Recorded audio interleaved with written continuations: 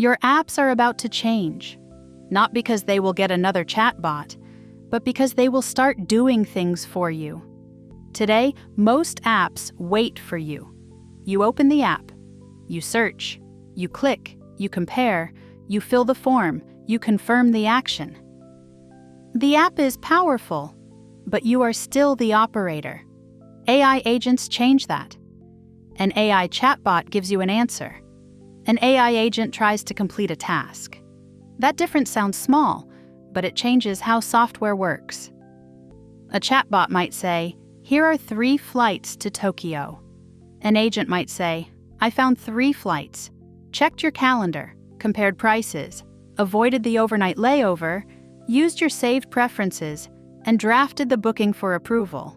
That is the shift. Apps are moving from tools you operate to systems that can act on your behalf. But to understand why this matters, we need to understand what an AI agent actually is. At a simple level, an AI agent has 4 parts: a goal, context, tools, and feedback. The goal is what you ask it to achieve. Not just write a message, but reschedule my meeting, tell the team, and find a new time that works for everyone. The context is what the agent knows: your calendar, your emails, your documents, your preferences, your past behavior, your company rules, the current state of the task. Without context, the agent is just guessing. With context, it can make better decisions. The tools are what the agent can use: a calendar tool, an email tool, a search tool, a payment tool, a booking tool, a CRM tool, a code editor, a database, an internal company system. This is what makes agents different from normal chatbots. They are not only producing text. They can call tools, they can read information, update records, create drafts, trigger workflows, compare options, and sometimes take action. The feedback is how the agent checks whether it is moving in the right direction. Did the calendar invite work? Did the user approve the draft? Did the API return an error? Did the customer reply? Did the price change? Did the task actually finish? That loop is what makes an agent feel more like a worker than a search box. Goal, context, tools, feedback. That is the basic machine. Now imagine that inside everyday apps. Your email app no longer only stores messages. It understands which emails need action, drafts replies, finds missing attachments, and follows up if someone does not respond. Your calendar no longer only shows meetings. It negotiates time slots, protects focus time, and moves low-priority calls when your week becomes overloaded. Your banking app no longer only shows transactions. It explains unusual spending, predicts cash flow problems, and suggests what bills should be paid first. Your shopping app no longer only shows products. It compares prices, checks reviews, watches for discounts, and tells you whether buying now actually makes sense. Your work apps no longer just hold information. They coordinate tasks across documents, messages, tickets, meetings, and dashboards. This is the big change. Apps used to be places where you went to do work. Agents turn apps into systems that start doing parts of the work. That is why companies care so much. If an app has an agent, it can become more useful. But it can also become harder to leave. Because once an app understands your tasks, your preferences, your data, and your workflows, switching away becomes more painful. This is not just an AI feature. It is a new kind of lock-in. The app does not only store your files, it knows how you work. That is powerful, and also a little uncomfortable, because the more an agent can do, the more trust it needs. If an agent only summarizes a document, the risk is small. If it sends an email, the risk is bigger. If it spends money, changes a customer record, deletes data, or books something on your behalf, the risk becomes much bigger. That is why permissions matter. The future of apps will not just be, "Can this AI answer me?" It will be, "What is this AI allowed to do? Can it only suggest? Can it create drafts? Can it take action after approval? Can it act automatically under certain limits? Can it access private data? Can it call other apps? This is where agent design becomes technical. An app with agents needs identity. Who is the agent acting as? You? Your company? A system account? A temporary delegated role? It needs permissions. Can the agent read only? Can it write? Can it delete? Can it spend? Can it send external messages? It needs memory. What should it remember about your preferences? What should it forget? What should stay private? It needs guardrails. What actions require confirmation?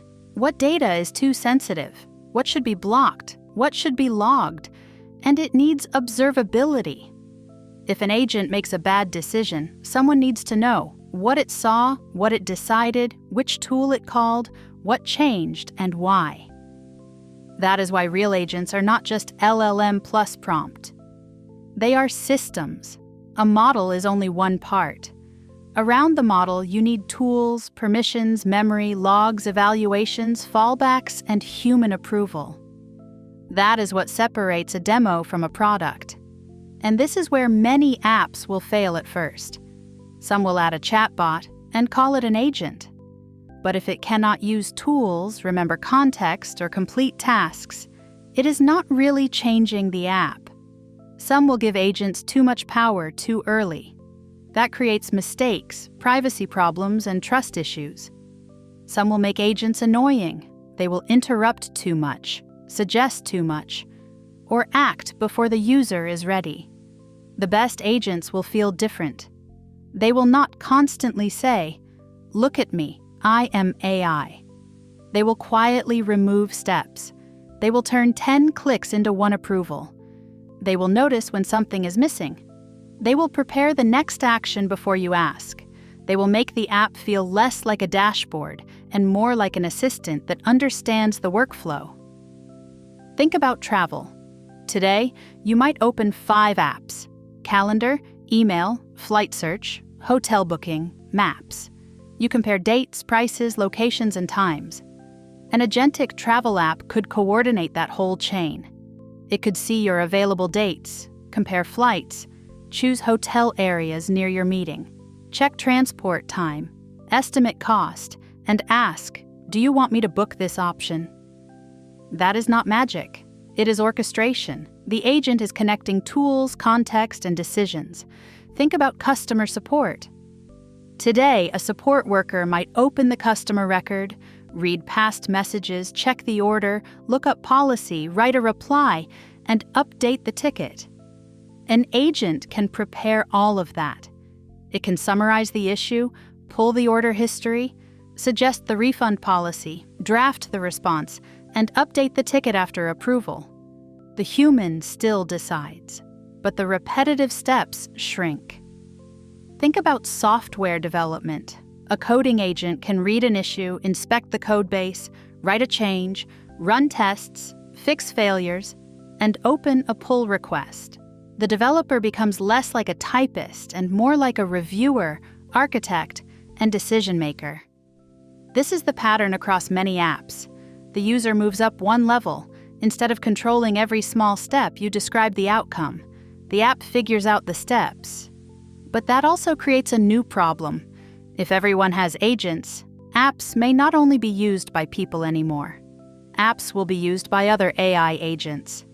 Your personal agent might talk to a shopping agent. A company agent might talk to a supplier agent. A travel agent might talk to airline and hotel agents. A customer service agent might talk to a billing agent. That means apps will need to be designed not just for human clicks, but for agent-to-agent actions. The interface may become less important than the API. The screen may become less important than the workflow. And the question becomes, can this app be safely operated by an AI agent? That is a massive shift. For users, it means apps may become easier, less searching, less filling, less switching, less repetitive work. For companies, it means apps become more competitive. The best app may not be the one with the prettiest interface. It may be the one whose agent completes the task with the least friction. But there is a risk. If agents become the new interface, the companies that control the agent may control what you see, what you choose, and which apps get used. If your AI assistant chooses the restaurant, the flight, the product, or the service, then ranking shifts from search results to agent decisions. That is why AI agents are not just a productivity feature. They could change the power structure of software. Today, apps compete for your attention. Tomorrow, apps may compete to be chosen by your agent. So, how will AI agents change your apps? They will make apps more proactive. They will turn actions into conversations. They will connect tools that used to be separate. They will make software feel more personalized. They will reduce repetitive steps. They will create new risks around trust, privacy, and control. And eventually, they may change the app itself from something you use manually into something that works with you. The future is not just apps with chatbots. The future is apps that can plan, act, check, and ask for approval. That is what AI agents are really changing. Complex ideas, made simple,